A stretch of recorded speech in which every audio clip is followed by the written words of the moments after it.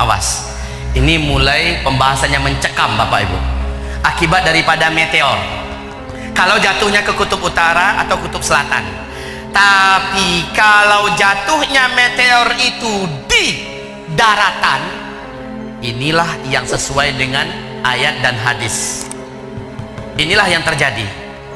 Kalau jatuhnya di daratan, maka dentuman yang besar meteor ini akan menimbulkan lobangan di permukaan daratan bumi yang besar. Partikel-partikelnya yang membumbung ke udara dengan cepat. Ini kan gelombang kejutnya menghasilkan kecepatan laju 800 km per jam. Dengan sangat cepat, partikel-partikel yang tadi membumbung ke udara, membungkus atmosfer bumi kita, membungkusi bumi ini. Maka bumi menjadi gelap gulita. Dukhan apa artinya?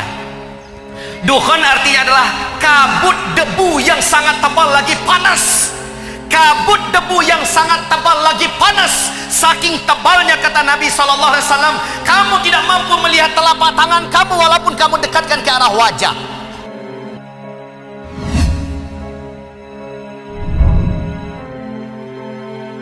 Baik kaum muslimin, nah, tanda besar kiamat ini tidak akan terjadi sampai simpulnya diputus. Apa? Terjadi dulu.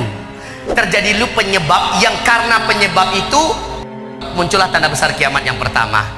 Dukhan, subhanallah, di dalam hadis yang diceritakan oleh Ibnu Jarir dengan sanad yang jayyid. Ibnu Abi Mulaikah berkata, guruku Abdullah Ibnu Abbas pagi tadi berkata, saya semalaman gelisah, saya tidak bisa tidur. Kami bertanya, kenapa wahai tuan guru?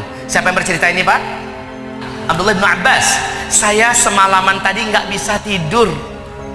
Kenapa tuan guru? Kata Ibnu Abi Mulaikah, dia adalah murid, salah satu murid terpintar dan paling diandalkan oleh Ibnu Abbas. Kenapa wahai tuan guru? Beliau mengatakan, sahabat-sahabatku berkata, malam tadi mereka sudah melihat meteor mengarah ke bumi.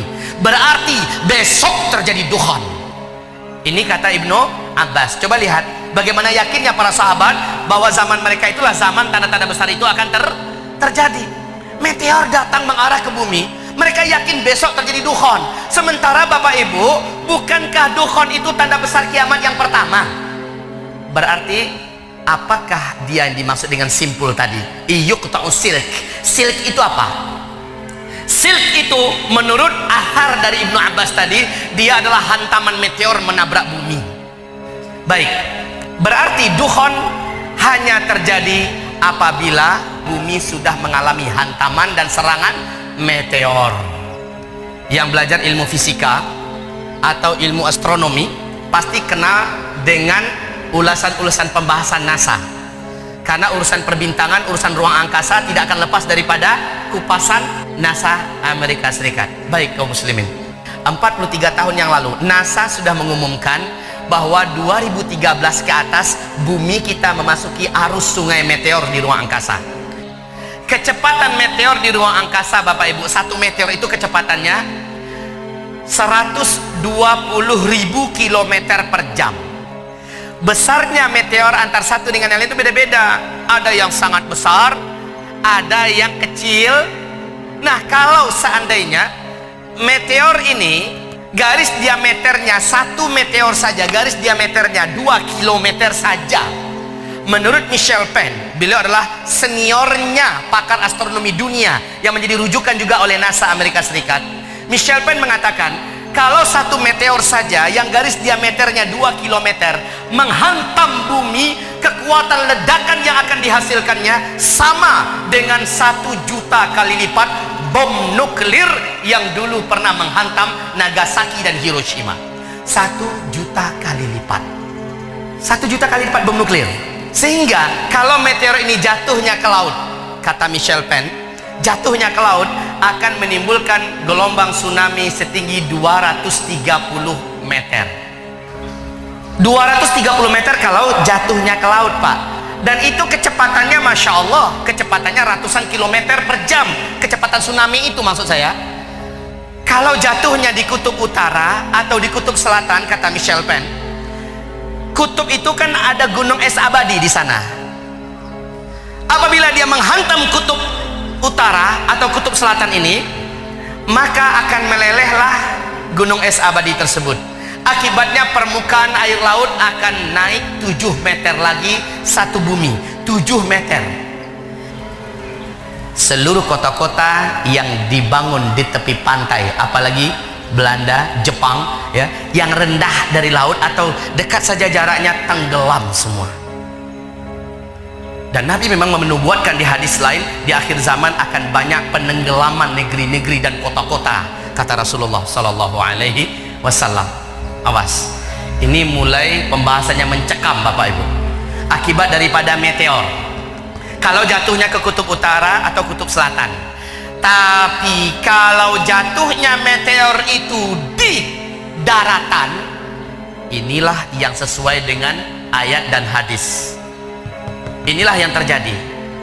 Kalau jatuhnya di daratan, maka dentuman yang besar meteor ini akan menimbulkan lobangan di permukaan daratan bumi yang besar. Partikel-partikelnya yang membumbung ke udara dengan cepat. Ini kan gelombang kejutnya menghasilkan kecepatan laju 800 km per jam. Dengan sangat cepat, partikel-partikel yang tadi membumbung ke udara, membungkus atmosfer bumi kita, membungkusi bumi ini. Maka bumi menjadi gelap gulita. Dukhon apa artinya? Dukhon artinya adalah kabut debu yang sangat tebal lagi panas. Kabut debu yang sangat tebal lagi panas. Saking tebalnya, kata Nabi SAW, kamu tidak mampu melihat telapak tangan kamu walaupun kamu dekatkan ke arah wajah. Kamu tidak mampu membedakan kapan siang dan kapan malam. Dan itu lamanya 40 hari 40 malam, kata Rasulullah. Menurut NASA Amerika Serikat, menurut pakar-pakar astronomi dunia, bila hantaman meteor terjadi 1 tahun, kata mereka, bumi ini gelap. Tapi kata Rasulullah hanya 40 hari. Nanti di akhir zaman, kata Rasulullah, akan ada hujan, yang hujan tersebut membawa petaka bagi apa yang diturunkannya. Hujan ini akan menghentikan langsung semua partikel-partikel tebal yang ada di langit akibat ledakan meteor. Subhanallah, sambung menyambung hadis Nabi Muhammad Sallallahu Alaihi Wasallam. Kaum muslimin, berarti apa dampak meteor bagi kehidupan manusia?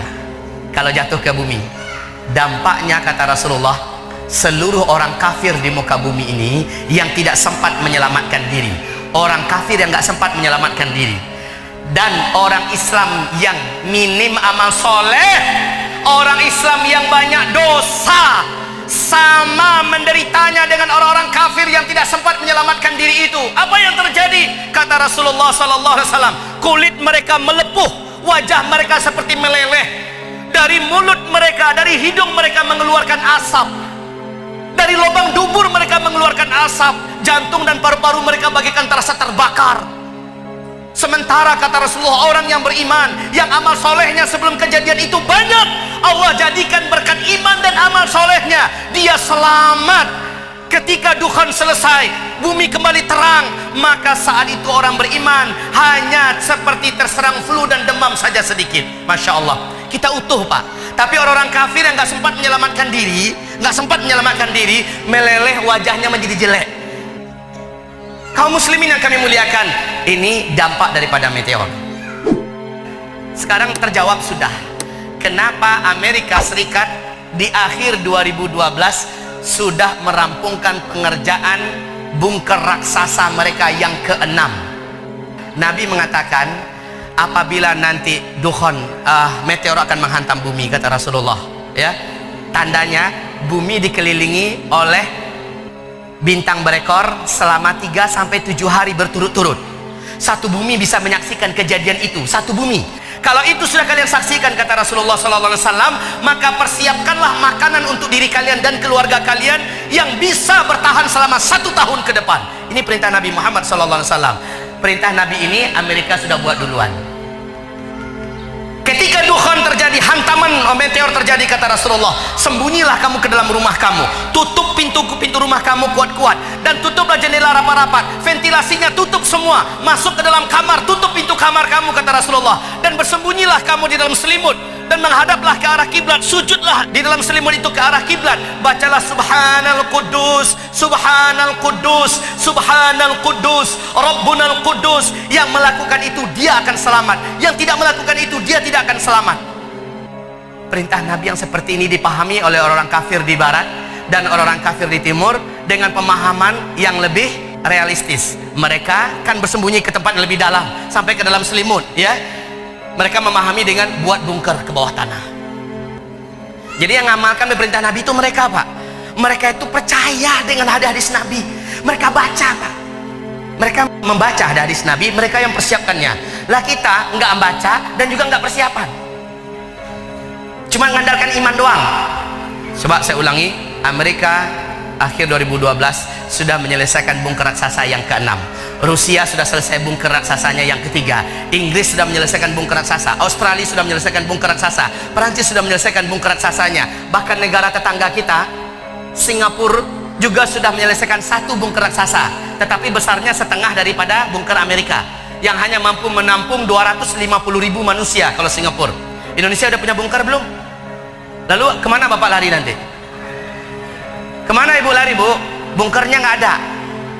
Bunker kita adalah Allah. Fafirru ilallah, larilah kamu kepada Allah.